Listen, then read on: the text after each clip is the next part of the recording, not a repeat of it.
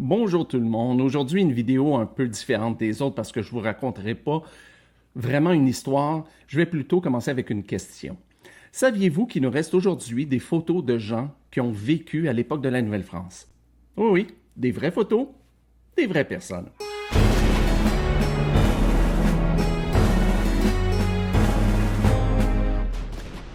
Bon, je vais vous rassurer tout de suite parce que je sais qu'il y a des gens qui se posent la question, mais qu'est-ce qu'il dit là, Jean-François? Parce que ça n'existait pas, les photos, à l'époque de la Nouvelle-France. Vous avez raison, des photos, la photographie a été inventée au 19e siècle. Mais j'ai jamais dit que c'était des photos de la Nouvelle-France.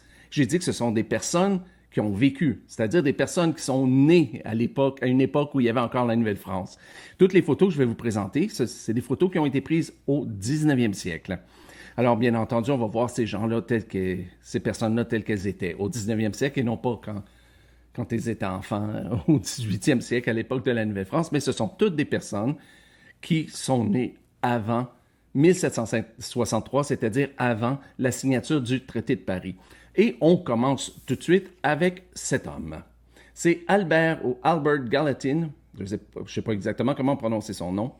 Il est né en 1761. Et il a eu une vie assez remplie. Il a été sénateur américain, membre de la Chambre des représentants des États-Unis et il a été aussi ambassadeur des États-Unis en France.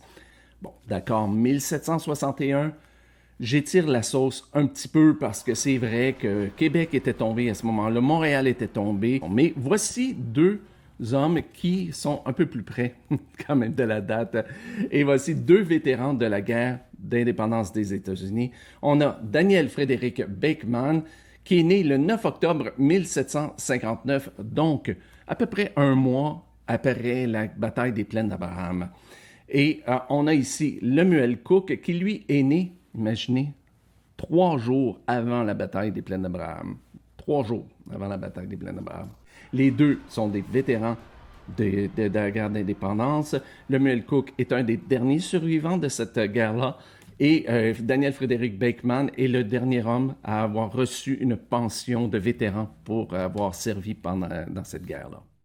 Maintenant, on continue avec, non pas un Américain, mais un Européen, avec cet homme, Samuel Hahnemann, qui est né en Allemagne en 1755. Et c'est un des pères fondateurs de l'homéopathie, sinon le père de l'homéopathie. La prochaine personne, je vous dis tout de suite, j'ai absolument aucune idée comment prononcer son nom.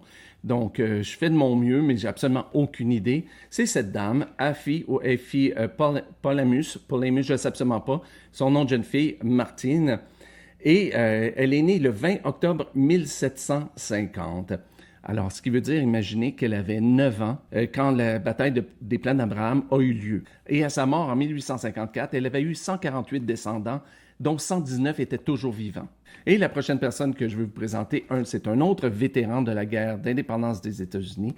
Et il est né en 1749. Voici, c'est Conrad Heyer, qui serait né le 10 avril 1749 et mort le 19 février 1856 à l'âge vénérable de 106 ans.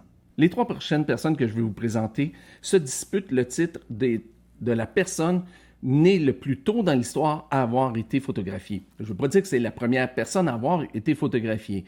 Je dis juste que c'est la personne qui est née le plus tôt dans l'histoire, tout simplement. Alors, les voici, ces 3 personnes. Si vous cherchez sur Internet, vous arriverez généralement à cette dame-ci, qui s'appelait Anna Steele Gorby. Elle est généralement considérée comme étant la personne qui serait née le plus tôt dans l'histoire à avoir été photographiée.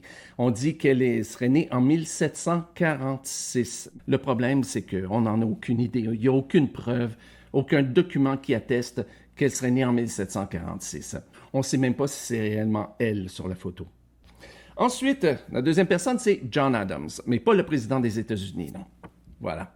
John Adams, qui est né au Massachusetts le 21 janvier 1744 ou 1745, on n'est pas sûr, et qui serait mort qui est mort en Pennsylvanie à l'âge d'environ 104 ans. Finalement, voici Baltus Stone, qui serait lui aussi peut-être l'homme qui serait né le plus tôt dans l'histoire à avoir été photographié. Le problème, c'est que ça dépend des documents qu'on consulte. Sur l'image que je vous présente, il est écrit 1744. Mais sur sa notice nécrologique, il est marqué 1743. Et lui, dans même le document qu'il a signé pour recevoir sa pension d'ancien combattant, il a écrit qu'il était né en 1754. Qui croire? Mais vous vous posez sans doute la même question que je me suis posée. Est-ce qu'on a des photos de gens qui sont nés en Nouvelle-France? Malheureusement, j'en ai pas trouvé. Alors, je fais un appel à toutes et à tous. Si vous en connaissez, s'il vous plaît, envoyez-moi les liens. J'aimerais bien faire une deuxième partie à cette vidéo.